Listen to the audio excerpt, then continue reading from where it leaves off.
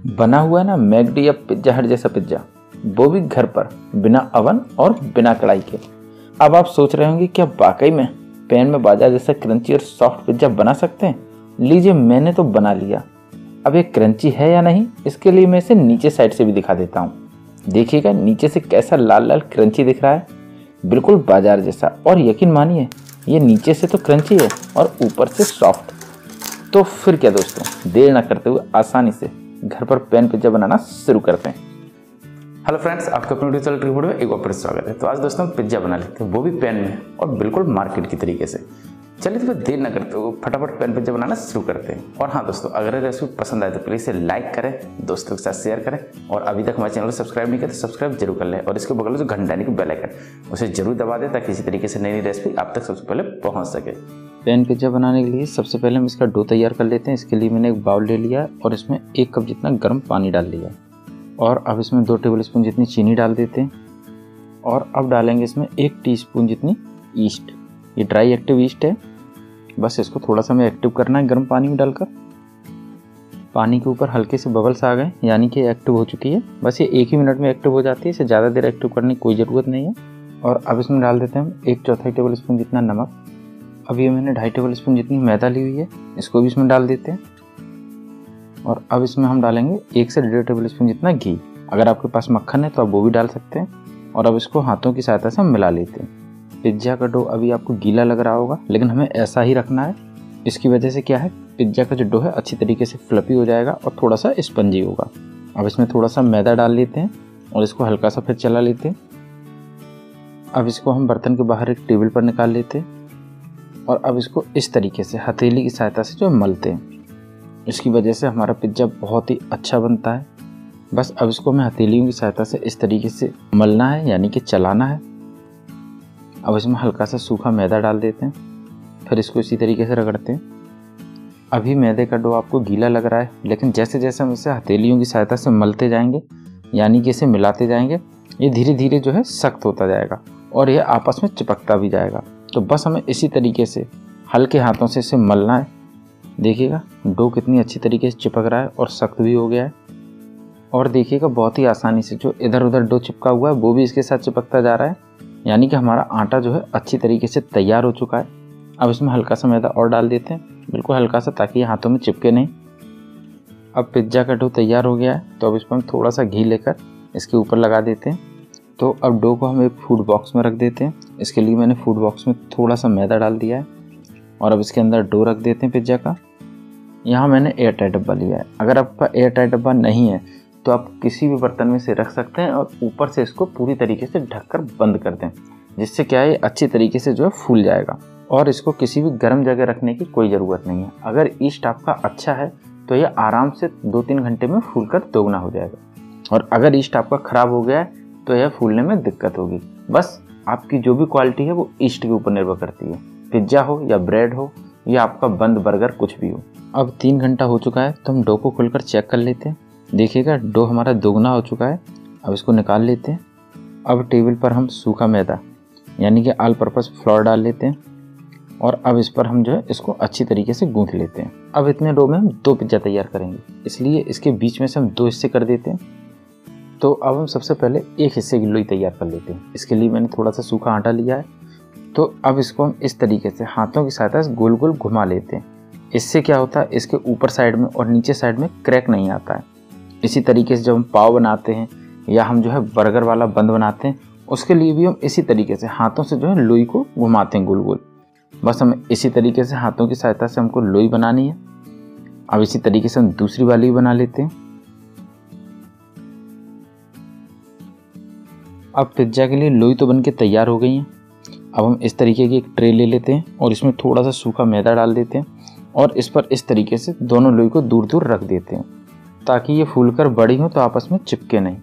और अब इसके ऊपर हम इस तरीके से पॉलिथीन रैप कर देते हैं। आप चाहें तो इसे एयर टाइट डब्बे में भी रख सकते हैं और उसे ऊपर से बिल्कुल तरीके से बंद कर दें। बस इस समय आधे घंटे ऐसे ही रखना है। उसके बाद बस हम पिज्ज़ा बनाने की तैयारी शुरू करते हैं। अब आधा घंटा हो चुका है और डो भी हमारा हल्का सा फूल चुका है। चलिए तो पिज्ज़ा बनाना शुरू करते हैं। तो सबसे पहले हम डो को बाहर निकाल लेते हैं। देखिए कि पिज्ज़ा का डो कितना स्पंजी हो चुका है, दबाने पर ये वापस आ रहा है। चलिए अब हम पिज्ज़ा बनाना शुरू करते हैं। सबसे पहले हम फर्श पर मैदा छिड़क लेते हैं। अब डो को हम इस तरीके से हाथों की सहायता से फैला लेते हैं। अब इसके ऊपर हल्का सा मैदा फिर से छिड़क देते हैं और इसको फिर से हाथों से इस तरीके से गोल गोल घुमाते हुए फैलाते जाएंगे।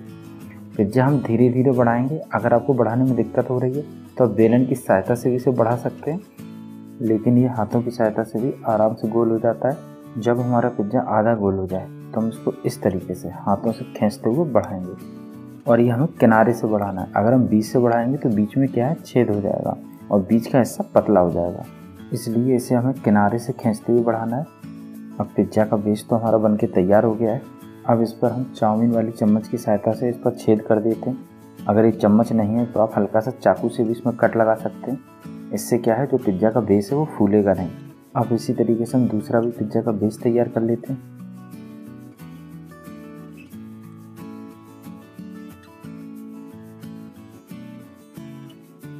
अब पिज्ज़ा बेस तो बनके तैयार हो चुके हैं, तो अब हम पैन पिज्ज़ा बनाने जा रहे हैं। इसलिए इसके लिए हम एक पैन ले लेंगे और इसमें हल्का सा घी लगा लेंगे। अब इसके ऊपर हम पिज्ज़ा के बेस को रख देते हैं और अब इसके ऊपर डालेंगे पिज्ज़ा टॉपिंग यानी कि पिज्ज़ा सॉस। और यदि आपको पिज्ज़ा सॉस की रेसिपी देखनी है तो इसकी रेसिपी आई बटन पर क्लिक करके देख सकते हैं। अब इस पर हम पिज्ज़ा सॉस को अच्छी तरीके से फैला लेते हैं और अब इस पर डालेंगे मोज़रेला चीज़। मैं यहाँ मोज़रेला चीज़ को बारीक कद्दूकस करके डाल रहा हूँ। इसकी वजह से क्या होगा, मोज़रेला चीज़ आसानी से मेल्ट हो जाएगी। नहीं तो कभी कभी क्या होता है, मोज़रेला चीज़ पैन पिज्ज़ा बनाते समय मेल्ट ही नहीं होती, इसलिए मैं इसे बारीक कद्दूकस करके डाल रहा हूँ। अब इसके ऊपर डाल देते हैं मशरूम। आप इसकी जगह पनीर भी कद्दूकस करके डाल सकते हैं, लेकिन मैं यहाँ उसी चलनी से कद्दूकस करके मशरूम डाल रहा हूँ। मैंने यहाँ लगभग 2 से 3 कद्दूकस करके मशरूम डाले हुए हैं। अब इसके ऊपर हम लाल शिमला मिर्च डाल देते हैं। अगर ये नहीं है तो केवल आप ग्रीन शिमला मिर्च डालकर भी इसे बना सकते हैं। अब मैं यहाँ इस पर पीली शिमला मिर्च डाल देता हूँ और अब इस पर डालेंगे हरी शिमला मिर्च। अब मैंने तीनों प्रकार की शिमला मिर्च इसके ऊपर डाल दी है और अब इस पर डालेंगे ब्लैक ऑलिव्स।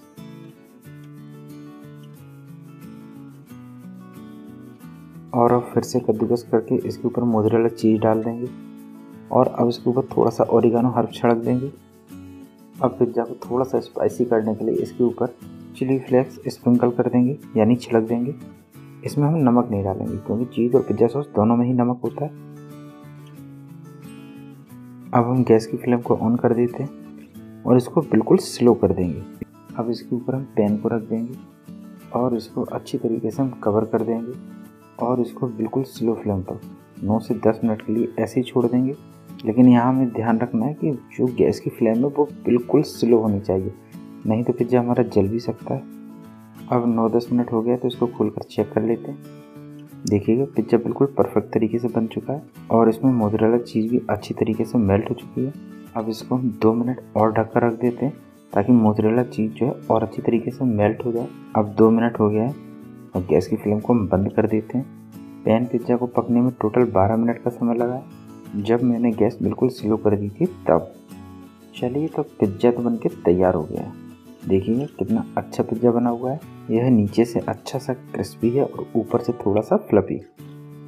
चलिए मैं इसे दिखा देता हूँ कि नीचे कितना क्रंची है।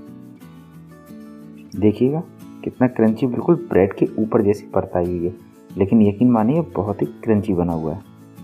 अब इस पिज्जे को देखिए, कटने से पहले बहुत फड़फड़ा रहा है। अरे भाई कहीं मत जाओ, कटना तो तुम्हें है ही। चलिए बस इसको हमने काट ही दिया, अब ये कहीं नहीं जाएगा। बस अब इसी तरीके से इसे दोनों साइड से काट देते हैं। देखिएगा कितना अच्छा पिज्ज़ा बना हुआ है। अब लग रहा है ना मार्केट जैसा पिज्ज़ा। चलिए तो आप पिज्ज़ा बनाने की तैयारी करिए और मैं खाने की। और हाँ दोस्तों, अगर ये रेसिपी पसंद आई है तो लाइक किए बगैर बिल्कुल नहीं जाना।